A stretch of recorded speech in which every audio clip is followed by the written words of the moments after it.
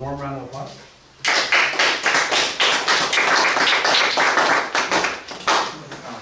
Today in California, if we were to execute everyone who's on the death penalty, it would cost us an estimated of $4 billion. What I'll be discussing with you today is that the current death penalty system is not economically feasible and should either be changed or abolished completely. What I'll be discussing with you first will be about how the United States death penalty system is not economically feasible. Then I'll be discussing with you about what causes it to not be economically feasible. And then lastly, I'll be discussing with you some solutions that we could do to fix the system. Well, for starters, the system right now just costs way too much money. California alone, according to Michael Burkhead and Life for Life, the average each execution case cost taxpayers $250 million. One federal case, according to Kosniski in the book titled For an Honest Death Penalty, a district court case spent over $400,000 for a defense attorney. And that does not even include the appeals to the Supreme Court. You know there is something wrong with the system. In the book of Death Penalty in America by Hugo Vidal, it is said that California alone can save over $1 billion in 5 years if they replace the current death penalty system with life imprisonment. It makes you think a little bit about the cost and effectiveness of the death penalty. According to a Castle on Debating the Death Penalty, in an article by the ACLU, a Northern California report called The Hidden Death Tax, it is said that Californians alone pay over $117 million each year of post-trial seeking execution of people currently on death row.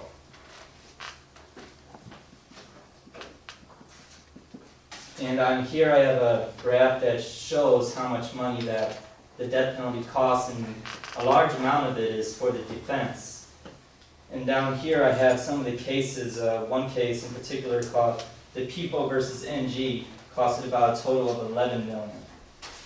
And then they say from 1978 to 2010, in California alone, we had paid about $4 billion in money for the U.S. death penalty system.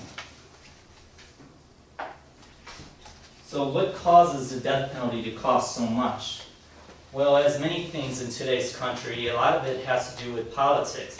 As we know, the whole structure of the system and how it operates, the time and effort that is required.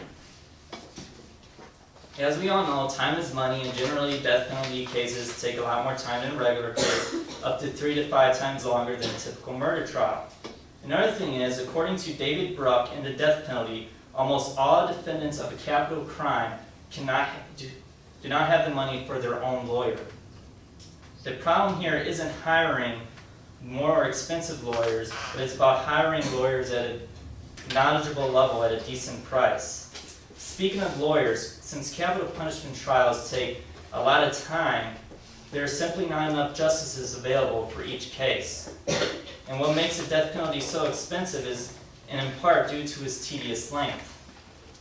Continuing on the long execution process, death row inmates are granted multiple opportunities to appeal their sentence. The lack of finality is the final flaw in the current capital punishment system.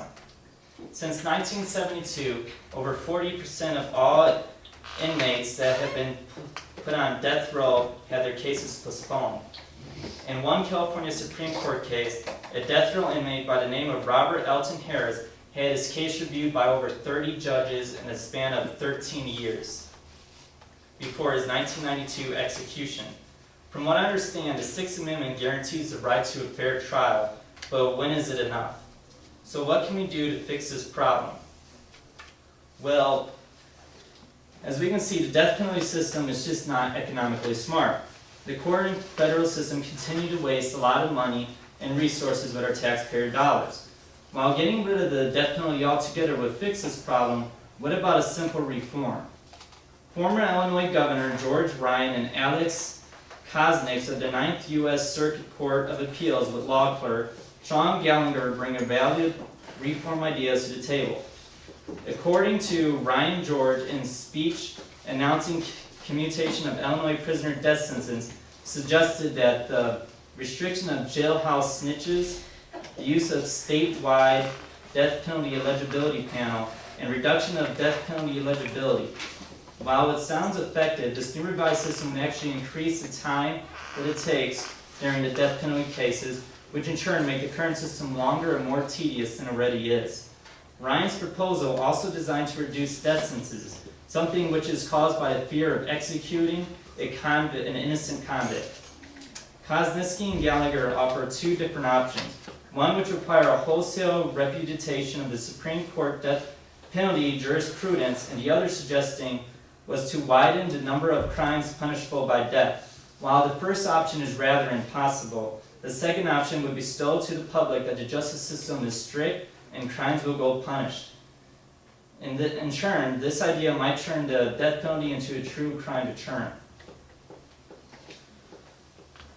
So that is why the United States death penalty is simply not economically feasible. I talked to you about why the death penalty is not feasible by explaining its overall cost. I then explained to you what causes the high cost of the United States death penalty system, and then lastly I discussed what we can do to solve this problem. The results of the inefficiency of the death penalty is caused by a circle of doubts of fairness. The result of the circle is a long and expensive cycle, something in which all us taxpayers have to pay. There will never be innocent convicts in the courtroom if the forensic data confirm that the convict is without a doubt the criminal. Reducing this doubt would speed up the process, lower the cost, and in turn reduce crime.